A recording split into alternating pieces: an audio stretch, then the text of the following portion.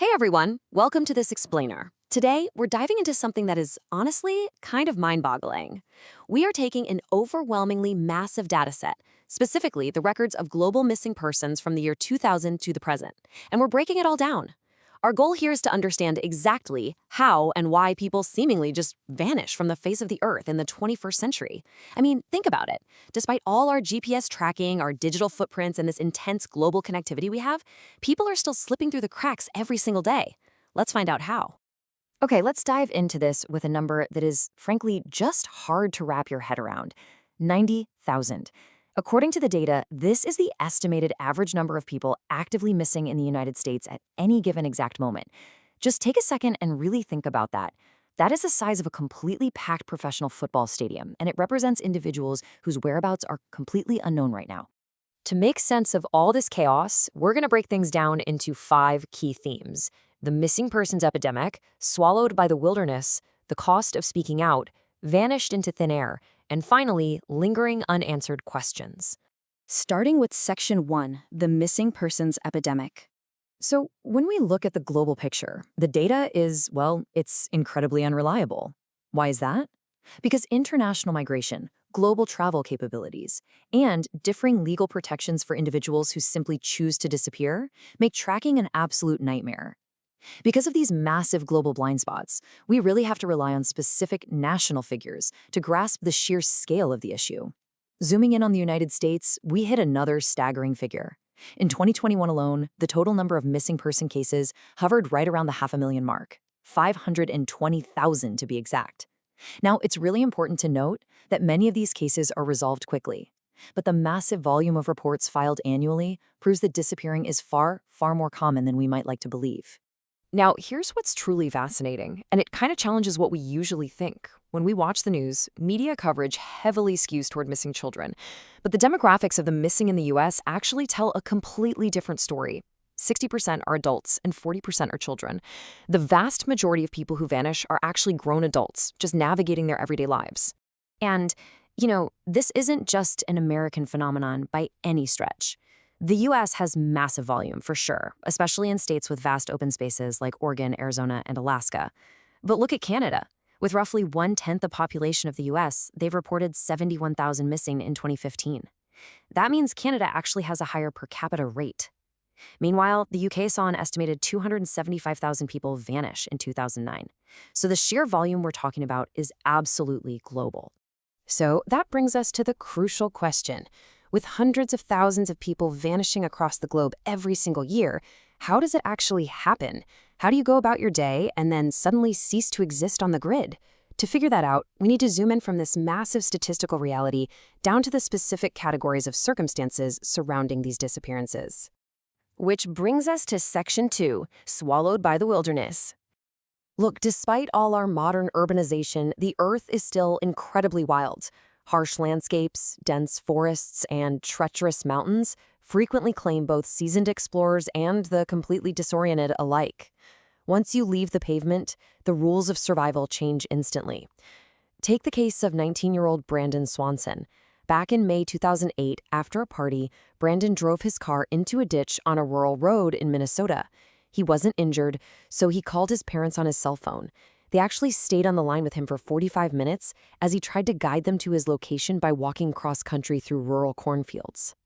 And then, suddenly, the call took this incredibly chilling turn.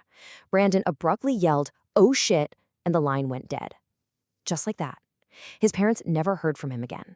Despite massive, immediate search efforts involving tracking dogs, volunteers, and law enforcement combing through the Minnesota farmlands, his ultimate fate remains completely unknown. He literally vanished while mid-conversation, and this brilliantly illustrates a terrifying point. Nature claims even the highly prepared. Boyan Petrov was a 45-year-old Bulgarian zoologist and an incredibly experienced mountaineer. In May 2018, he disappeared while climbing Shishapangma in Tibet. Other climbers noted he likely fell into a hidden Himalayan crevasse during his solo ascent. The wilderness doesn't care about your resume. One wrong step into the ice, and the earth simply swallows you whole. Moving on to Section 3, the cost of speaking out. We're shifting gears now to a much darker theme. We're moving from the unforgiving forces of nature to the intentional actions of human beings. In this category, we look at the individuals who vanish precisely because of who they are: activists, whistleblowers, and journalists. To understand this, we must look at the concept of forced disappearance. This is when an individual is secretly abducted or imprisoned by a state, political organization, or a rival faction, followed by a complete refusal to acknowledge their fate. In the realm of global geopolitics, disappearing is sometimes not an accident at all. It's a tactic used to intentionally erase someone from the map. We can trace this objectively by looking at the timeline of Gao Zisheng. Gao was a prominent human rights attorney in China who spent years defending activists. After being placed under house arrest, he managed to escape on August 13, 2017. But his freedom was incredibly brief. By September 2017, he was recaptured and vanished without a trace. His current status and whereabouts remain entirely unknown to the public to this day. A very similar pattern emerges in the case of Ibrahima Mene, a 20-year-old journalist in the Republic of Gambia. According to human rights organizations, Mane was secretly arrested by state authorities in July 2006. Organizations tracked his secret custody for years, demanding answers, until unverified reports surfaced suggesting he had died in custody in mid-2008. In these cases, the lack of data is completely by design. This brings us to Section 4, Vanished into Thin Air. Now we're getting into the anomalies. These are the bizarre, highly publicized vanishing acts that absolutely defy logic. Despite massive, heavily funded, and globally watched investigations, these cases yield absolutely nothing. To understand the sheer scale of the unknown here, consider this stark contrast. On one end, you have 21-year-old Maura Murray.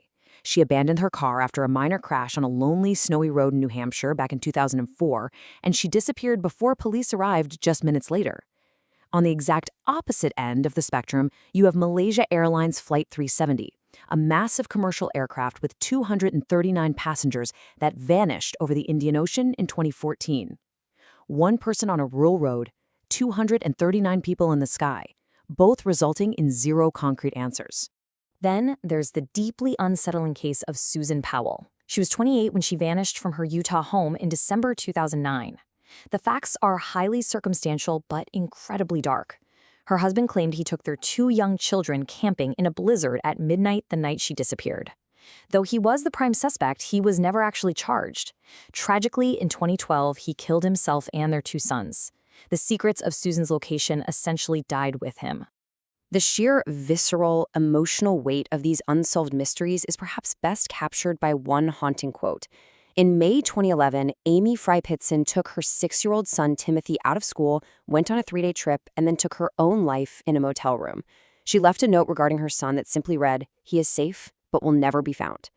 To this day, Timothy's whereabouts remain a total mystery. Finally, we arrive at Section 5, Lingering Unanswered Questions. As we look back at all these wildly disparate events, from the farmlands of Minnesota to the Indian Ocean to the mountains of Tibet, we really have to ask what connects them. What can we actually learn from these gaps in our knowledge? As we've explored today, there are very distinct hallmarks of the unresolved. We see abandoned vehicles found with engines still running. We hear cryptic final phone calls that offer clues but no actual solutions. We witness massive, completely exhausted search operations that turn up completely empty-handed. And we face conflicting geopolitical narratives where the truth is intentionally obscured. These recurring elements constantly frustrate investigators and fuel endless public fascination. So I want to leave you with this final thought. In an era where our phones track our every step, our faces are scanned at borders, and satellites can literally map our backyards, the 21st century missing person epidemic proves a truly haunting reality.